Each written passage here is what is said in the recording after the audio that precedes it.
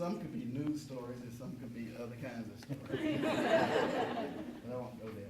But anyway, I've had a great ride here.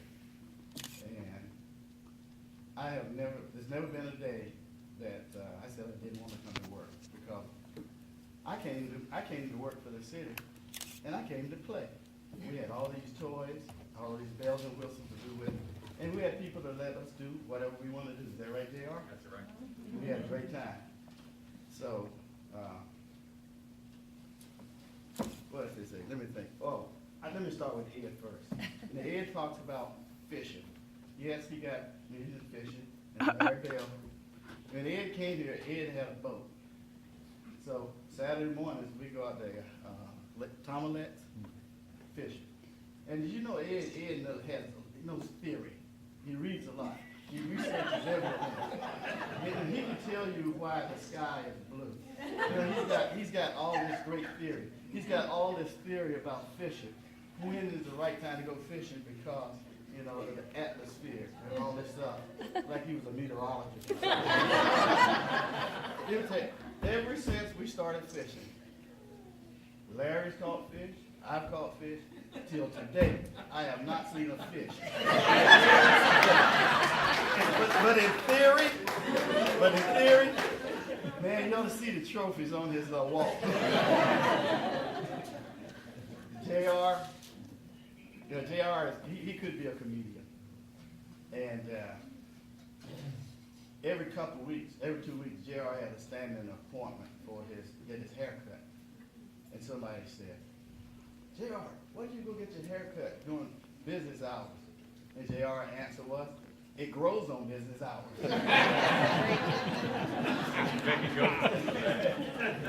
And Dave Flyler, like he said, he was one of the first persons I met at Channel 12. He looks the same, except his hair is a little whiter. But Dave is a great guy. And he's always someone you can call on to. Don't cry. Don't cry.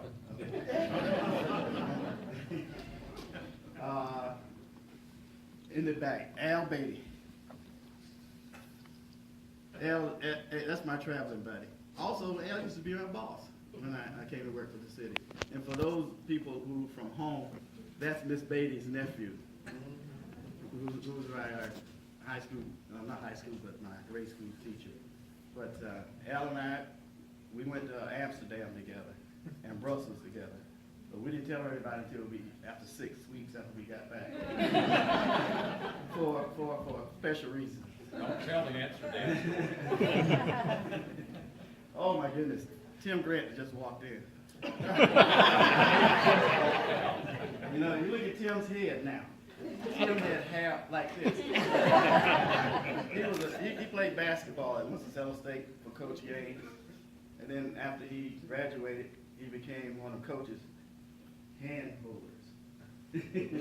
And we did a lot of traveling together with Coach Gaines during basketball season, which I have to look at Barbara. Coach and I were really close. And some young kid was going to do an autobiography. And Coach called me up and he said, hey, son. He said, come on here, I want to show you some S. So he pulls out this manuscript and he looks at it. He said, isn't this crap? I said, yeah. I said, but I can't help you. I take pictures. And so he says, you know, I want somebody to write this story. So I thought about Barbara's husband, Clint. And so I arranged to have lunch at a fine dining establishment in town called K&W. And so we met at K&W to talk about possibly writing the book for Coach Gaines, in which it happened. And after the meeting, Clint left. And Coach has a way with words. He looked at me and he said, son, where the hell did you find this guy? But then, out of that, we all became real close friends. And anybody that had anything with Coach Gaines to know what kind of guy he was. Oh my goodness, I could get in trouble. Gary from Clark Powell. We buy a lot of equipment. He comes over and we tell him what we want. And Gary comes back with $1 million Quote. order. I said, Gary, we can't do this. And he's gonna find a way, but right now, we still haven't bought anything. Oh, my God. He's still trying to sell. I look at the back of Pat. You know, I don't know how I can describe Pat, but she is wonderful. All I got to say is, you can walk through the office and you hear Pat on the phone and she's going, I'm so busy. And the next thing is, Bramble, are we going to lunch? Or, I gotta go home, Josh is sick. But anyway, we love Pat. Next to Pat, Cindy Stubblefield. I met Cindy, oh God, a long time ago. And, you know, we sit around and drink a little wine.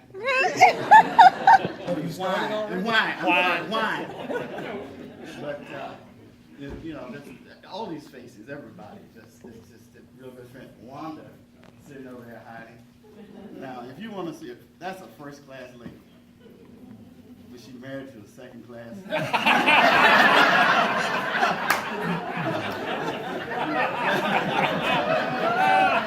No, just joking. No, Ron is a terrific guy. Ron is one of the most talented videographers, and a lot of people may not know that he's an artist also. We met years ago. Ron is from New Bern, the hometown of my ex, and when Ron first moved here, Ron stayed with us until he could settle. So, you know, Ron's a great guy. And I look at my family, it's all sitting there.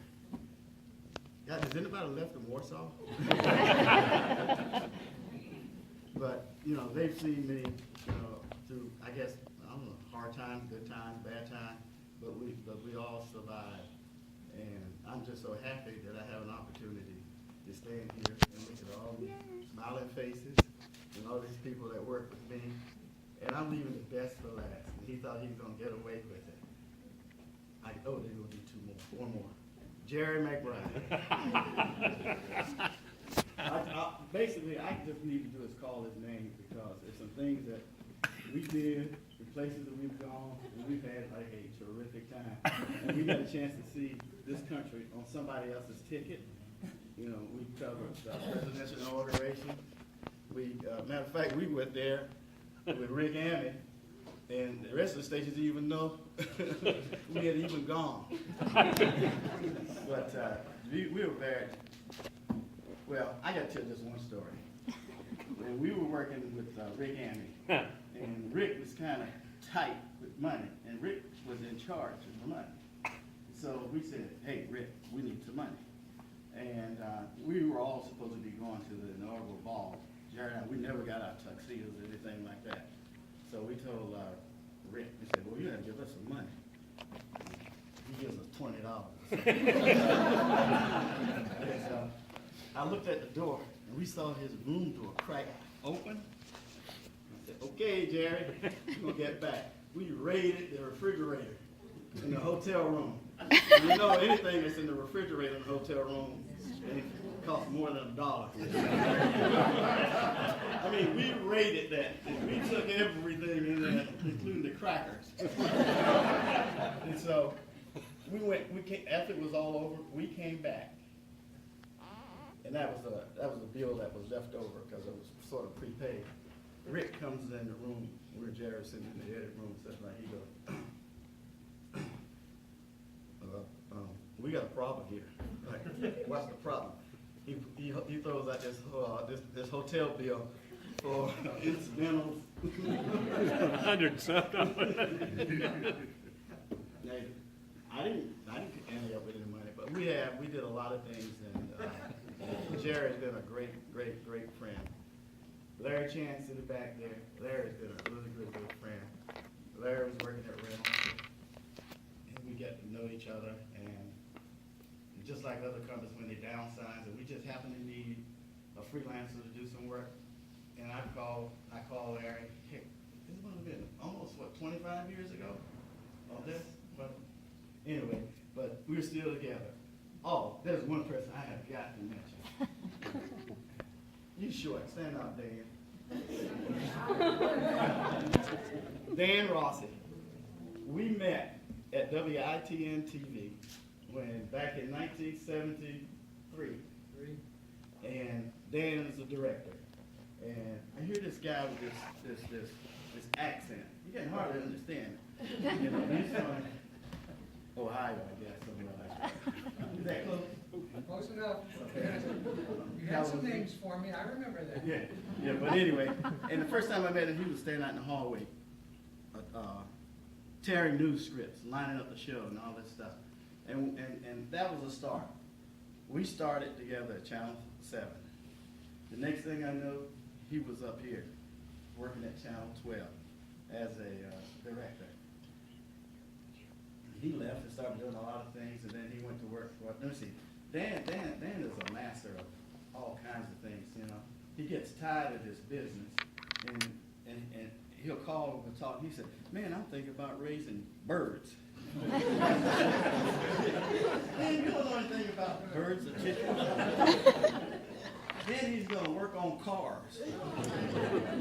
You know, he knows a lot. But anyway, Dan is a great guy in the business, and we all get together and we all sit around and talk, and we all tell these same stories over and over again, and we laugh about it, and we're old farts now. You know, but you know, it's good that we've been able to stand here and talk. You can remember these things because some people can't remember things. Some people don't want to remember anything. But I'd like to thank my cousin Florence for coming, Willie, his wife Sue, my sister Ann, my daughter Rhonda, my brother Steve, my wife, next door neighbor Cassandra, Wanda, Barbara, Rosalind, Jackie. That's our family.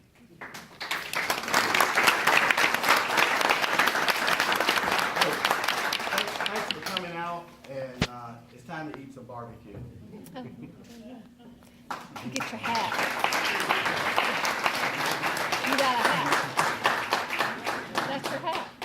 That's your retirement hat. You got to wear your hat. The food is on the table in the back.